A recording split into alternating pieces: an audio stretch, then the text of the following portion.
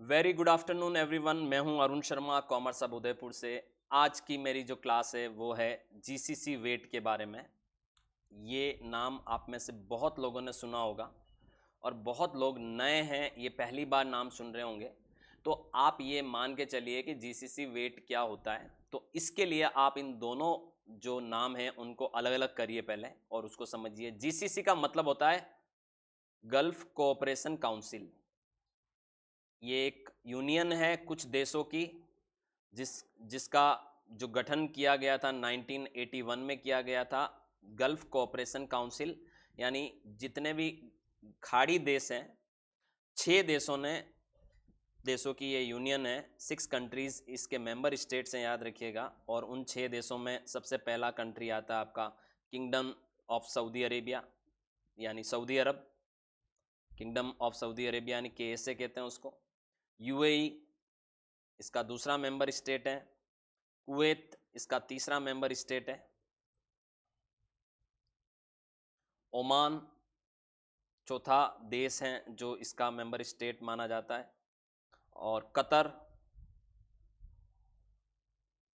FIFA world cup organise किया था, आपको याद हो तो।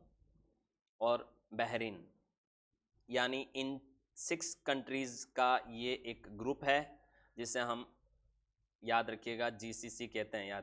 याद रखिएगा, गल्फ कोऑपरेशन काउंसिल। अब आपको सबसे पहले तो इन 6 का कनेक्शन बताता हूँ। ये 6 की 6 ही कंट्री जो है वो इस्लामिक एक तरह से कल्चर वाली कंट्री है। सबका जो धार्मिक और जो कल्चरल एक्टिविटी है ऑलमोस्ट सिमिलर है। सभी आपस में, याद रखिएगा, एक और एसोसिएशन की मेंबर है, वो है ओपेक। ये भी नाम सुना होगा आपने। जीसीसी का जो इस्टेब्लिशमेंट हुआ था 1981 में हुआ था, और क्यों हुआ था और इसके पीछे क्या कहानी है इस पर जरूर डिस्कस करूंगा मैं। बट ओपेक के सदस्य ये सारे के सारे। तो ओपेक के बारे में मैं थोड़ा सा आपको बता दूं। देखिए, OPEC organisation of petroleum exporting countries, यानी वो सारे देश जो पूरी दुनिया को पेट्रोलियम और गैस की, यहाँ पर नेचुरल गैस की एक्सपोर्ट करते हैं, उन देशों का जो समूह है वो ओपेक है। और ये जो जीसीसी के जो मेंबर स्टेट है वो सारे के सारे ओपेक के भी सदस्य है। तो देखिए, सऊदी अरेबिया जो सबसे बड़ा मेंबर है जीसीसी का, ये भी ओपेक का सदस्य है। कुवैत भी ओपेक का सदस्य है। बहरीन भी ओपेक का सदस्य है। बहरीन में आपको ये भी बता दूं कि जो बहरीन जो है वो आइसलैंड्स है, छोटे छोटे आइसलैंड्स का पूरा समूह है। 33 आइसलैंड्स का पूरा ये छोटा सा कंट्री है और टूरिज्म के हिसाब से भी काफ़ी पॉपुलर है, याद रखिएगा। और कतार ये आपका ओपेक का सदस्य है, एज वेल एज UAE। सभी जानते हैं 7 एमिरेट से बना हुआ ये जो देश है, सभी हम सब जानते हैं, दुबई, शारजा, अबू धाबी, है ना। और काफ़ी पॉपुलर टूरिज्म डेस्टिनेशन के हिसाब से भी दुबई और अबू धाबी में लोग बहुत जाते हैं घूमने के लिए। और ओमान, ये सदस्य देशों में आते हैं। तो ये 6 कंट्रीज़ हैं जो ओपेक के भी सदस्य हैं, और यही 6 कंट्री ने मिलकर क्या बनाया है, जीसीसी। इनका एक समूह है जिसको हम गल्फ कोऑपरेशन काउंसिल कहते हैं, याद रखिएगा। तो अब आपको थोड़ा सा जीसीसी का इतिहास भी समझना पड़ेगा कि इनको क्यों ज़रूरत पड़ी ये एक अलग से समूह बनाने की, और क्यों इन्हें जीसीसी के मेंबर स्टेट कहा जाता है। तो देखिए, अब मैं आपके सामने थोड़ा सा हिस्ट्री लेके आऊँगा कि पहला तो आपको ये ध्यान में रखना है कि जीसीसी का मतलब होता है कुछ देशों का समूह और खाड़ी देशों का समूह। और टोटल कितने सदस्य उसमें, 6 सदस्य। और कुछ सदस्य ने अप्लाई कर रखा है जीसीसी के अंदर मेंबर बनने के लिए, जैसे यमन है और मोरक्को है और जॉर्डन है। ये कुछ कंट्रीज ऐसी भी हैं जो आपको नियर फ्यूचर, याद रखिएगा, कौन कौन सी कंट्री, यमन, मोरक्को और जॉर्डन। ये 3 कंट्री ने जीसीसी की सदस्यता के लिए अप्लाई कर रखा है और बहुत जल्दी हो सकता है इनको मेंबरशिप मिल जाए। तो अभी वर्तमान में टोटल 6 मेंबर्स हैं, यानी 6 देश हैं जो जीसीसी के मेंबरशिप में हैं, और 3 आगे आपको फ्यूचर में देखने को मिल सकते हैं। और अब आपको थोड़ी सी हिस्ट्री की तरफ लेके चलता हूं मैं कि क्यों ये ज़्यादा इम्पोर्टेंट है, याद रखिएगा। तो चलिए हम लोग थोड़ा सा इसका हिस्ट्री पे डिस्कस करते हैं। सबसे पहले मैं बता देता हूँ, अगर आपको, देखिए, इसका जो जीसीसी का जो इस्टेब्लिशमेंट हुआ ना, जीसीसी जो बनाया गया, वो 1981 में बनाया गया। कब? 1981 में बनाया गया। तो जीसीसी का जो इस्टेब्लिशमेंट ईयर है 1981 है, याद रखिएगा। और उस वक्त इसलिए बनाया गया था क्योंकि आपको याद हो तो ईरान और इराक के बीच में इराक ने हमला कर दिया था ईरान पर। तो ईरान इराक वॉर सुना होगा आपने।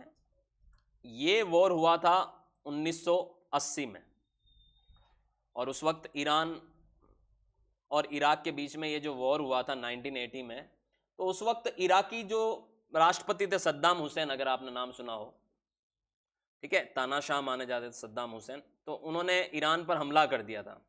और उसका ऑब्वियस सी बात है कि जो ईरान और इराक की पोजीशन ऐसी है जिससे उस युद्ध से लगभग 8 साल ये युद्ध चला और 1988 में जाके ये इनके बीच में संधि हुई और ख़त्म हुआ।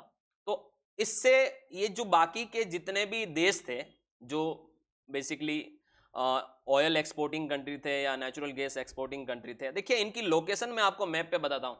ये आप देख सकते हैं, मैंने इंटरनेशनल मैप ओपन कर रखा है यहाँ पर, और ये हमारा जैसे इंडिया है, और इसके बाद आप अब हमारे से लगता हुआ पाकिस्तान, और उसके बाद आप देख सकते हैं गल्फ ऑफ ओमान, ये आपका बिल्कुल साइड में ओमान पूरा कंट्री है, और ओमान और ये पूरा ईरान का बॉर्डर है। देखिए आप सामने की तरफ ये पूरा ईरान है। ईरान बहुत बड़ा देश है, याद रखिएगा। और ईरान हालांकि है इस्लामिक कंट्री, लेकिन ये गल्फ कंट्री खाड़ी देश नहीं माना जाता, याद रखिएगा, ठीक है। तो जीसीसी का मेंबर है नहीं।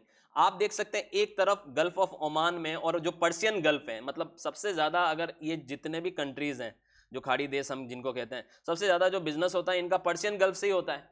तो यहाँ पर गल्फ ऑफ ओमान से होते हुए हम यहाँ पर अगर बात करें, ये इनके बीच में जो ये इतना सा एरिया है जहाँ इनका टोटल जो बिजनेस सारे जो शिप्स आते हैं और जाते हैं और यहाँ से जो एक्सपोर्ट होता है, ये एरिया बहुत ज़्यादा, मतलब हमेशा ऑब्वियस सी बात है कि सारे देश ये समझते हैं कि अगर ईरान इस एरिया को चौक कर देगा, ब्लॉक कर देगा, तो हमारा बिजनेस क्या हो जाएगा, रुक जाएगा। इस एरिया को कहते हैं स्ट्रेट ऑफ हरमुस, हरमुस की खाड़ी, याद रखिएगा। तो इस एरिया की लड़ाई है, यूं समझ लीजिए, इन सारे देशों में। एक तरफ ये सारे देशों का पूरा का पूरा ग्रुप है, और एक अगर ये आपस में ग्रुप नहीं बनाते हैं और ये सब एकजुट नहीं रहते हैं, तो ईरान कहीं ना कहीं स्ट्रेट ऑफ हरमुज को क्या कर देगा, चौक कर देगा, और इनका इंटरनेशनल बिजनेस पूरी तरह से क्या कर देगा, रोक देगा। तो ऐसे केस में इन्होंने, आप समझ सकते हैं, एक तरफ ईरान है, एक तरफ आपका ये सबसे पहले ओमान आ गया। ओमान की जो जियोग्राफिकल पोजीशन है वो काफ़ी अच्छी है अरेबियन सी में, और ये आप देख सकते हैं यूएई की पोजीशन दिख रही है यहाँ पर, और उसके जस्ट लगता हुआ कतर है, और सबसे बड़ा जो जीसीसी मेंबर स्टेट है वो सऊदी अरेबिया। तो सऊदी अरेबिया सबसे बड़ा स्टेट माना जाता है, और जीसीसी का जो हेडक्वार्टर है वो रियाद में, याद रखिएगा। जीसीसी इनका जो गल्फ कोऑपरेशन काउंसिल का हेडक्वार्टर कहाँ है, सऊदी अरेबिया की कैपिटल रियाद में, याद रखिएगा। तो हेडक्वार्टर भी जीसीसी का रियाद में ही है। सऊदी अरेबिया सबसे बड़ा मेंबर स्टेट है, और आप समझ सकते हैं कि अभी जैसे ये 6 जो देश हैं उनमें सबसे बड़ा देश कौन सा है, सऊदी अरेबिया। तो एक तरह से सिक्का अगर बात कह सकते हैं कि किसी का चलता है इस जीसीसी में, वो किसका चलता है, सऊदी अरेबिया का। और ये आप देख सकते हैं कतर के जस्ट पास में ये छोटे से द्वीपों का जो समूह है, टोटल 33 आइसलैंड्स हैं, ये बहरीन है और ये कुवैत है। कुवैत की पिक्चर आप लोकेशन भी देख सकते हैं, और कुवैत से जस्ट लगता हुआ अगर आप ये 2 ब्लैक कलर की लाइन देखेंगे, ये जो बॉर्डर है ये है इराक की, किसकी, इराक की। अच्छा एक चीज और बताता हूं, इराक भी बहुत बड़ा देश है, आप देख सकते हैं इराक भी बहुत बड़ा देश है। अगर मैं इराक को 7वीं कंट्री के रूप में मानूं, तो ऐसे केस में सऊदी अरेबिया के बाद इस पूरे ग्रुप में इराक काफी बड़ा है। और एक वक्त ऐसा भी था जब इराक का दबदबा था इस पूरे ग्रुप पे। इराक को शुरू से, याद रखिएगा, इराक को सिर्फ इसलिए जीसीसी का सदस्यता नहीं मिला क्योंकि अमेरिका कहीं ना कहीं, इराक एक कहीं ना कहीं एक अलग विचारधारा वाला कंट्री था, याद रखिएगा, अलग विचारधारा वाला कंट्री था, सोवियत यूनियन की विचारधारा वाला कंट्री था। अमेरिका उससे थोड़ा सा नाराज था, तो अमेरिका ने इराक को क्या, मतलब कंप्लीट जीसीसी की मेंबरशिप नहीं देकर, इसकी जो जीसीसी की मेंबरशिप का जो दर्जा दिया इराक को, वो ऑब्जर्वेशन स्टेट दिया कि हम ऑब्जर्व करेंगे, अगर हमें सब ओके लगेगा तो आपको जीसीसी का क्या बना देंगे, मेंबर बना देंगे। और उसके बाद तो क्या हुआ कि इराक के और इन देशों के, इराक ने क्या किया, उसके बाद कुवैत पर आक्रमण कर दिया, और कुवैत को एक तरह से पूरा, कुवैत के ऊपर पूरा ऑयल के जो रिजर्व्स थे कुवैत के पास, वो पूरे इराक ने अपने कब्जे में ले लिया। उसके बाद अमेरिका ने वापस इन सारे जीसीसी कंट्रीज के साथ मिलकर इराक को कुवैत से खदेड़ा और उसके बाद इराक जो ऑब्जर्वेशन स्टेटस था वो भी इसका हट गया एक तरह से। तो अभी हम थोड़ा सा बेसिक थोड़ा डिस्कस करते हैं अबाउट द जीसीसी कंट्रीज, ताकि आपको देखिए ये आईएएस और आईपीएस और उस तरीके के जो कॉम्पिटिटिव एग्जाम्स है उसके लिहाज से भी बहुत इंपॉर्टेंट क्लास है, और साथ साथ में अगर आपको गल्फ में करियर बनाना तो उसके लिए भी आपको ये थोड़ा बेसिक्स बहुत ज़्यादा है, आपको पता होना चाहिए, याद रखिएगा। तो 1980 में ईरान और इराक का क्या हुआ था, वॉर हुआ था, और उस वॉर की वजह से सारे के सारे जो देश हैं उन्होंने आपस में कि भाई एक यूनियन बना के रहना जरूरी, नहीं तो कल को कोई भी हम पे आक्रमण करके हमें बंदी बना देगा। और ये जो युद्ध हुआ था ना, इसका कारण भी बताता हूं मैं आपको, ये युद्ध क्यों हुआ था। एक इराक और ईरान के बीच में जो बॉर्डर से लगती हुई एक नदी है, जिसे कहते हैं सल अल अरब सत करके, ये नदी आपको ये ब्लू कलर की लाइन दिख रही होगी, ठीक है, ये देखिए ये ब्लू कलर की, ये इसके अगर लेफ्ट हैंड साइड में देखो तो ये इराक है, और इसके राइट हैंड साइड में देखो तो ईरान है। और जो सद्दाम हुसैन था उसने ये इच्छा जताई थी, और इस वजह से उसने ईरान पर हमला कर दिया था कि नदी के दोनों तरफ कब्जा उसका होना चाहिए। तो नदी के एक तरफ तो इराक की बॉर्डर थी, दूसरी तरफ ईरान की बॉर्डर थी, तो इराक ने दोनों तरफ अपना कब्जा हथियाने के चक्कर में ईरान पर क्या कर दिया था, आक्रमण कर दिया था, हमला कर दिया था। और इस नदी की वजह से ये एक तरह से हम कह सकते हैं कि ये इनके बीच में एक बड़ा युद्ध हुआ, और खाड़ी देशों का सबसे बड़ा युद्ध जो था वो ईरान और इराक वॉर का वजह तक क्या था, सत अल अरब वाटरवेज, याद रखिएगा। किसकी वजह से ये युद्ध हुआ था, सत अल अरब वाटरवेज, यानी उस नदी की वजह से ये इनके बीच में एक तरह से डिस्प्यूट हुआ था। ऑलराइट, अब आप समझिए गल्फ कोऑपरेशन काउंसिल 1981 में इसलिए बनाई गई ताकि ईरान और इराक की जो वॉर थी उसकी वजह से इन देशों की इकोनॉमी कहीं डैमेज ना हो जाए, और इकोनॉमी को प्रोटेक्ट करने के लिए इन देशों ने आपस में क्या बनाया, एक यूनियन बनाया, और इसका जो हेडक्वार्टर रखा वो रखा रियाद में, याद रखिएगा। कहां पर, रियाद में। अभी अभी मैंने बताया रियाद कहां है, सऊदी अरेबिया की कैपिटल है, याद रखिएगा, किंगडम ऑफ सऊदी अरेबिया की कैपिटल। और आज की तारीख में तो देखिए जीसीसी का पावर इतना बढ़ गया ना आज की तारीख में, क्योंकि ओवरऑल डेवलपमेंट 6 के 6 ही देशों में हो रहे हैं जीसीसी की वजह से। इनकी अपनी एक अलग से मिलिट्री भी है, याद रखिएगा, ठीक है। और इनमें आपस में शैक्षणिक तरीके से भी आपस में ये जुड़े हुए हैं, इनका आपस में एक रेल नेटवर्क भी है, और इनके बीच में एक ही टैक्स सिस्टम है, वो है वेट, जो इन सब के बीच में एक कॉमन टैक्स सिस्टम है। इसलिए आज की तारीख में जीसीसी कंट्रीज को अरब नेटो भी कहा जाता है। क्या कहा जाता है, अरब नेटो, एक संगठन है नेटो, इनको अरब नेटो भी कहा जाता है, याद रखिएगा। जीसीसी को क्या कहा जाता है, अरब नेटो भी कहा जाता है। ऑलराइट, आपको इसका रेल नेटवर्क भी मैं बताता हूं जीसीसी का। इनके बीच में रेलवे नेटवर्क ही है जो ओमान से चालू होता है। देखिए ये आप देख सकते हैं पूरी जो लाइन आपको दिख रही है, ओमान होते हुए, यूएई होते हुए, कतर, बहरीन को कवर करते हुए, सऊदी अरेबिया को कवर करते हुए, कुवैत तक इनके बीच में रेल नेटवर्क।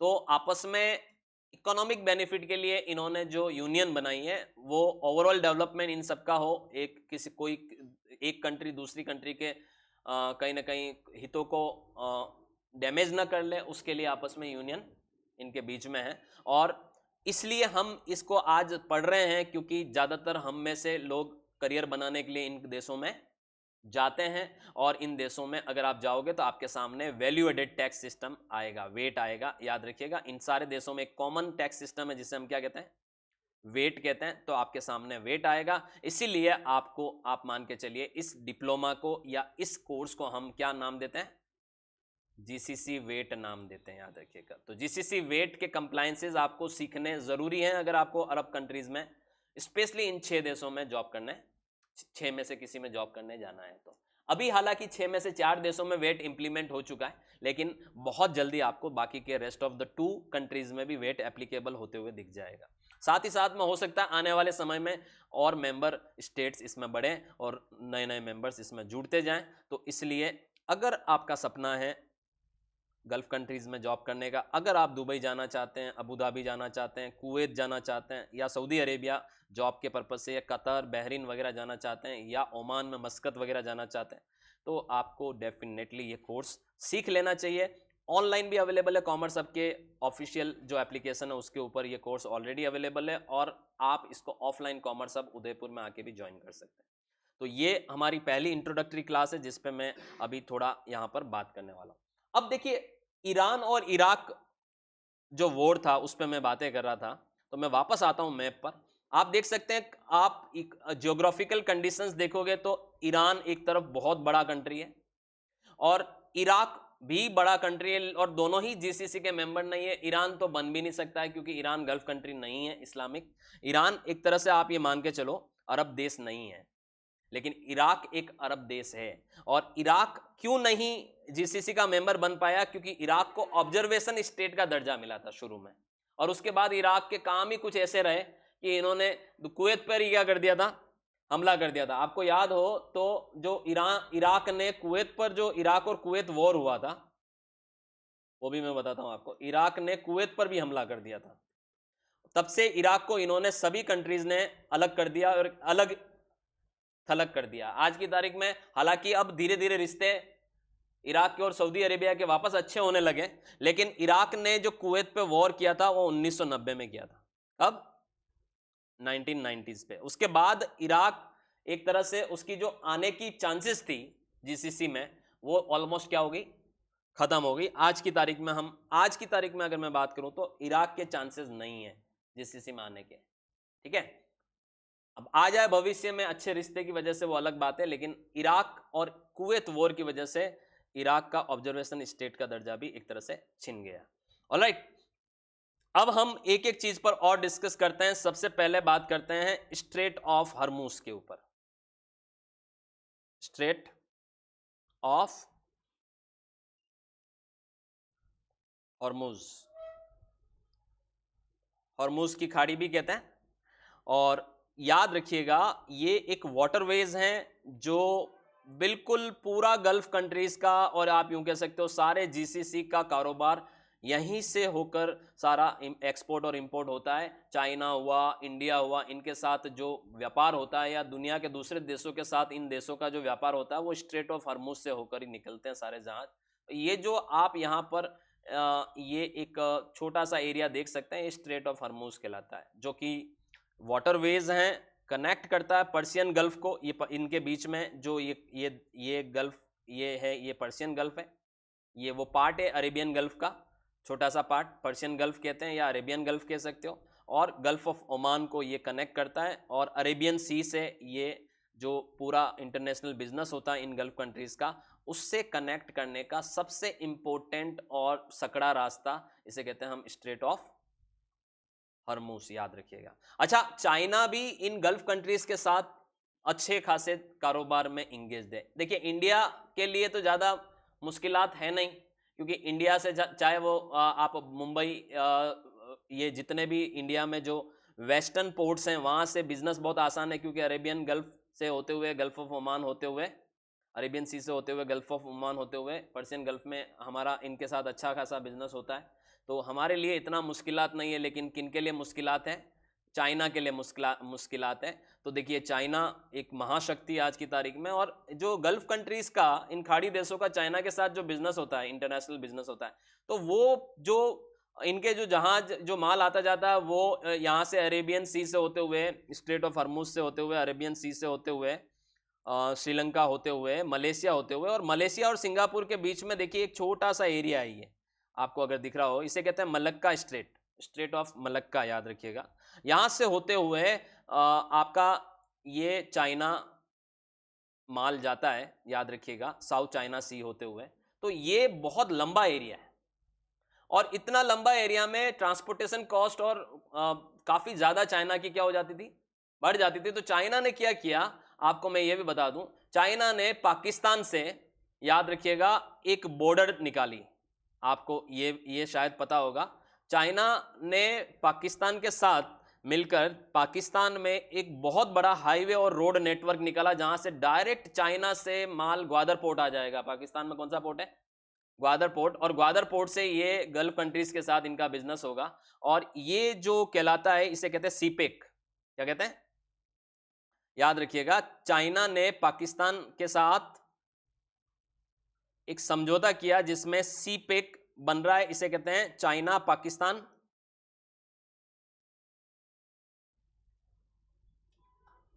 Economic corridor. और इस कॉरिडोर से नो डाउट चाइना का बिजनेस काफ़ी आसान हो जाएगा, क्योंकि चाइना को जो इतना बड़ा ट्रांसपोर्टेशन कॉस्ट लगता था माल को लाने ले जाने में, वो कम हो जाएगा। और पाकिस्तान का भी कहीं ना कहीं इसमें थोड़ा भला हो जाएगा, क्योंकि पाकिस्तान का भी थोड़ा सा डेवलपमेंट इसमें होगा। तो सी पेक की वजह से, चाइना पाकिस्तान इकोनॉमिक कॉरिडोर बनने की वजह से ऑयल के जो शिपमेंट है, जो चाइना के ऑयल के शिपमेंट है, वो ग्वादर पोर्ट, पाकिस्तान में एक पोर्ट है, कौन सा, याद रखिएगा, ग्वादर पोर्ट।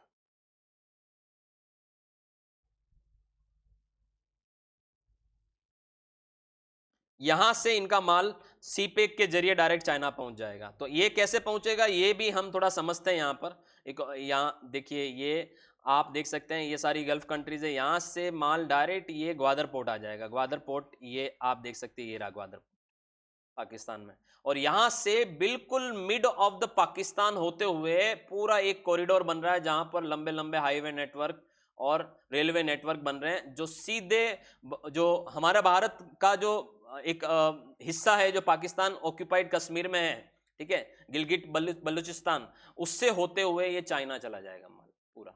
आप इसको इस नक्शे पर भी देख सकते हैं, मैं आपको बताता हूँ। ये देख सकते हैं, गिलगित बाल्टिस्तान से होते हुए ये पीओके हैं, उससे होते हुए ये चाइना पहुंच जाएगा। तो ये चाइना ने सीपेक के माध्यम से अपना बिजनेस इन गल्फ कंट्रीज के साथ बहुत आसान करने का ये प्रोजेक्ट चल रहा है। और ये आप देख सकते हैं कि जो चाइना एक लंबा गुड्स का मूवमेंट करने के बाद चाइना पहुंचता था, उसको बहुत आसानी से इंटरनेशनल बिजनेस चाइना पाकिस्तान को यूज करते हुए करेगा फ्यूचर में, ठीक है। तो इंडिया का भी, हालांकि इंडिया का तो बहुत आसान है यहाँ पर बिजनेस, क्योंकि डायरेक्ट वो मुंबई एयरपोर्ट पोर्ट आ गया या कांडला पोर्ट आ गया।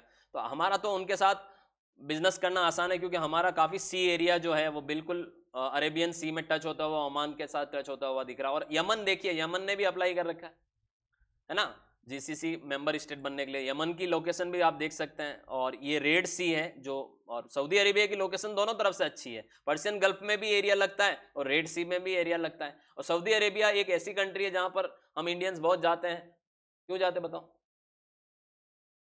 मक्का मदीना नाम सुना होगा, तो धार्मिक लिहाज से बहुत इंपॉर्टेंट है, इस्लामिक लिहाज से बहुत इंपॉर्टेंट है ना। तो जो एक बहुत बड़े जो शहर है मक्का और मदीना धर्म के हिसाब से, तो लोग बहुत यहाँ पर जाते हैं। सऊदी अरेबिया का जो कंडीशंस है, भौगोलिक कंडीशंस, वो काफ़ी फेवरेबल कंडीशंस हैं। जॉर्डन ने भी अप्लाई कर रखा है जीसीसी के मेंबर स्टेट बनने के लिए। और मोरक्को की पोजीशन बताता हूँ, मोरक्को कहाँ पर है ये देख सकते हैं आप, थोड़ा सा मैं इसको, ये देख सकते हैं मोरक्को की पोजीशन। मोरक्को आपका ये रहा, तो मोरक्को ने भी अप्लाई कर रखा है जीसीसी का मेंबर स्टेट बनने के लिए। ऑलराइट, तो यहां पर आप समझ सकते हैं स्ट्रेट ऑफ हर्मुस काफी इंपॉर्टेंट रोल प्ले करती, स्ट्रेट ऑफ मलक्का काफी इंपॉर्टेंट रोल प्ले करती थी। मलेशिया से होते हुए चाइना, यहाँ पर साउथ चाइना सी से होते हुए चाइना का इंपोर्ट और एक्सपोर्ट होता था इन गल्फ कंट्रीज के साथ। लेकिन अब ग्वादर पोर्ट का अहमियत बढ़ गया है, क्योंकि सी पेक की वजह से, चाइना पाकिस्तान इकोनॉमिक कॉरिडोर की वजह से, चाइना का रेल और रोड नेटवर्क पाकिस्तान से होते हुए डायरेक्ट गुड्स को चाइना पहुंचा देगा। ऑलराइट, अब आप थोड़ा सा, हम इन सारे देशों के बारे में अब थोड़ा सा यहाँ पर डिटेल में डिस्कस करते हैं। सबसे पहले बात करते हैं यूएई की। देखिए ये यूएई है, और यूएई जो बना हुआ है वो 7 एमिरेट से मिलकर बना हुआ है, और अबू धाबी, दुबई, ठीक है, और आप यहाँ पर शारजा आपने नाम सुना होगा, रस अल खैमैया आपने नाम सुना होगा। तो 7 एमिरेट्स को मिलकर बना हुआ ये देश है, और काफ़ी रिच कंट्री में से एक माना जाता है। सारी की सारी ये जो जीसीसी स्टेट्स हैं या मेंबर कंट्रीज है, सारी कहीं ना कहीं इकोनॉमिकली वेल्दी कंट्रीज है, याद रखिएगा। और इसका जो बेसिकली कैपिटल है वो अबू धाबी है, और दिरहम इसकी वो है करेंसी है, याद रखिएगा, ठीक है। और आपको मैं ये भी बता दूं, अभी जैसे मैंने इनका करेंसी का एक्सचेंज रेट भी आपके सामने यहाँ पर मैंने लिखा हुआ है। तो आप इससे आइडिया लगाएंगे कौन सी करेंसी का क्या इंडिया की करेंसी के मुकाबले एक्सचेंज रेट है। तो ये 10 अप्रैल 2 दिन पहले की एक्सचेंज रेट मैंने लिखी हुई है 2025 की। तो यूएई का जो एक्सचेंज रेट है दिरहम का, ठीक है, तो अरब एमिरेट्स दिरहम कहते हैं इसको, एईडी इसकी शॉर्ट फॉर्म होती है, और 23.48 रुपीस पर दिरहम इंडियन करेंसी के हिसाब से एक्सचेंज रेट है, याद रखिएगा। दूसरा जो देश है इसमें वो है सऊदी अरेबिया, इसे हम किंगडम ऑफ सऊदी अरेबिया भी कहते हैं। Arabian riyal, Saudi Arabian riyal SAR इसकी करेंसी है, 22.91 इसकी रेट है इंडियन करेंसी के हिसाब से, मतलब 22 रुपया, लगभग 23 रुपया पर सऊदी अरेबियन रियाल का। कुवैत दुनिया की सबसे महंगी करेंसी है, याद रखिएगा कुवैत की। कुवैत में चलता है दिनार, KWD इसकी शॉर्ट फॉर्म हम बोल सकते हैं, और लगभग 279.53 280 रुपया एक दिनार की कीमत है, जो मैं 10 अप्रैल की रेट बता रहा हूं आपको, एक्सचेंज रेट। ऑलराइट, और बहरीन की बात करें तो बहरीन में भी दिनार चलते हैं, 228 रुपए प्रति बहरीन यहाँ पर कीमत है। ओमान में रियाल चलते हैं और ओमानी रियाल 223 रुपए हैं। तो ये तीनों का जो वैल्यूएशन है वो इंडिया की करेंसी के मुकाबले काफ़ी ज़्यादा अपर साइड है, याद रखिएगा, ठीक है। और कतर में मैं बात करूं तो कतारी रियाल यानी QAR, और इसका जो रेट है वो 23.63 है। तो आप ये मान के चलिए कि कुवैत, बहरीन और ओमान की करेंसी की वैल्यू काफ़ी ज़्यादा है, याद रखिएगा। ऑलराइट, और बहरीन की जो बेसिकली अगर हम देखिए, यूएई का मैंने बता ही दिया, अबू धाबी इसकी कैपिटल है, 7 एमिरेट से बनी हुई है, दिरहम इसकी बेसिकली करेंसी है। किंगडम ऑफ बहरीन की बात करें तो इसे हम कल्चरल सिटी या कल्चरल कंट्री कहते हैं, 33 आइसलैंड से मिलकर बना हुआ है। मनामा इसकी कैपिटल है और दिनार इसकी करेंसी है। और सऊदी अरेबिया की मैं बात करूं तो किंगडम ऑफ सऊदी अरेबिया के केस में हम बात करें तो सबसे बिगेस्ट मेंबर स्टेट है GCC का, और जो GCC का जो हेड क्वार्टर है वो भी इसकी सऊदी अरेबिया की कैपिटल में ही है, याद रखिएगा, ठीक है। और रियाल इसकी करेंसी है, और बहुत बड़े जो धर्म के हिसाब से जो शहर है मक्का और मदीना वो सऊदी अरेबिया में ही, याद रखिएगा। कुवैत की बात करें तो कुवैत सिटी इसकी कैपिटल है, दिनार इसकी करेंसी है, और गल्फ का हॉलीवुड भी कुवैत को कहा जाता है, याद रखिएगा।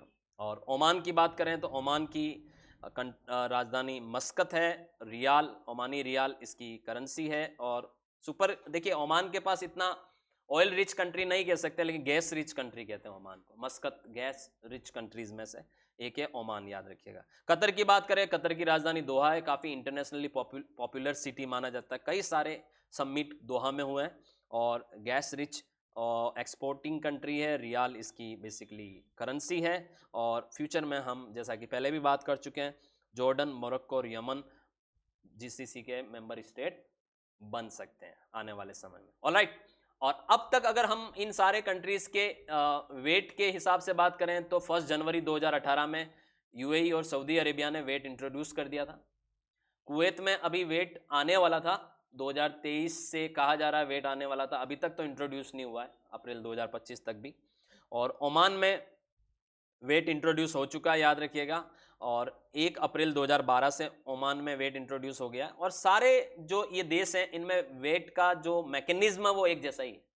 तो आप किसी एक कंट्री का भी वेट सिस्टम सीखेंगे तो सारे देश में ऑलमोस्ट वही सिस्टम है। ज़्यादा जो डिफरेंस है वो है उनकी रजिस्ट्रेशन लिमिट को लेकर, थ्रेशोल्ड लिमिट को लेकर, क्योंकि सब में करेंसी अलग अलग है, याद रखिएगा। तो रजिस्ट्रेशन लिमिट सब में अलग मिल सकती है आपको, या फिर कहीं ना कहीं जो फाइलिंग्स वगैरह के जो प्रोसीजर्स हैं और जो अथॉरिटीज़ हैं वो अलग होगी, अदरवाइज प्रोसीजर सेम है, याद रखिएगा।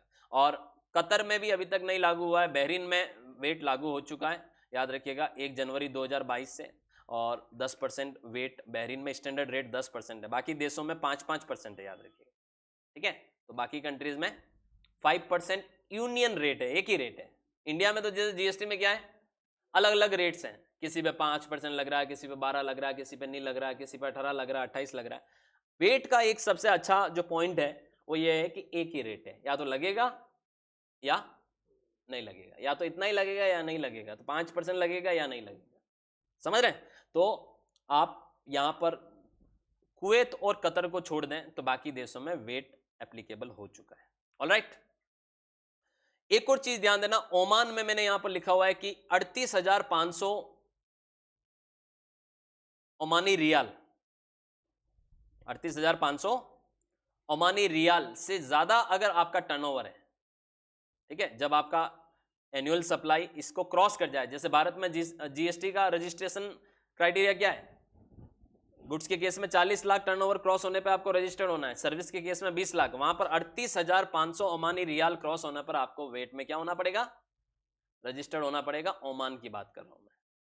ऑलराइट, तो यहां पर अगर हम बात करें तो वैल्यू एडेड टैक्स जो है वो एक कंजम्पशन बेस्ड टैक्स है, इसमें भी इनपुट टैक्स क्रेडिट का प्रोविजन है, और इसमें भी जो वेट लाइबिलिटी आपकी बनेगी, जो सेल पे जो आप टैक्स कलेक्ट करोगे वो गवर्नमेंट को देना और इनपुट माइनस करना है। तो ये सारी चीजें हम नेक्स्ट क्लास में डिस्कस करेंगे, जहां पर मैं आपको प्रैक्टिकली चीजें समझाऊंगा किस तरह से वेट वर्क करता है, याद रखिएगा।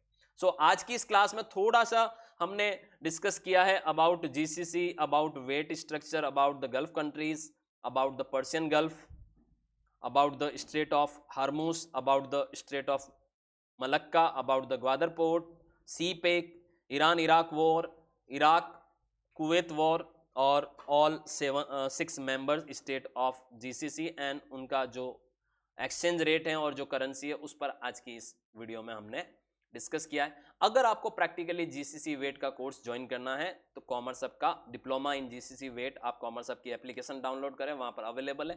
प्रैक्टिकली आप कंप्लायंस सीखिए और गल्फ में अपना करियर बनाइए। किसी भी तरीके की अगर आपको डाउट है या कोई और जानकारी चाहिए, आप मेरे को डायरेक्टली कॉल कर सकते हैं, मेरे से बात कर सकते हैं। नेक्स्ट क्लास में हम और नई चीज़ों पे डिस्कस करेंगे। Thank you so much.